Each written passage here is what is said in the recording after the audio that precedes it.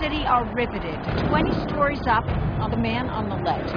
Nick Cassidy, an escaped convict. The guy that stole the diamond off David Englander?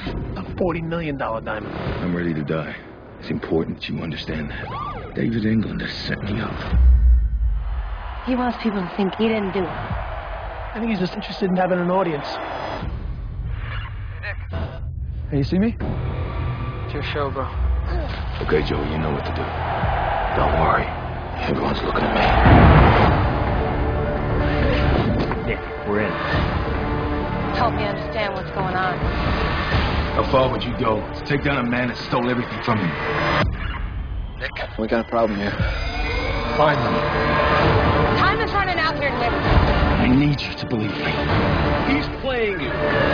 Gentlemen, you are go for takedown. This is my negotiation. Nick, we need more time. Don't move! Stay where you are! Today is the day that everything changes. One way or another.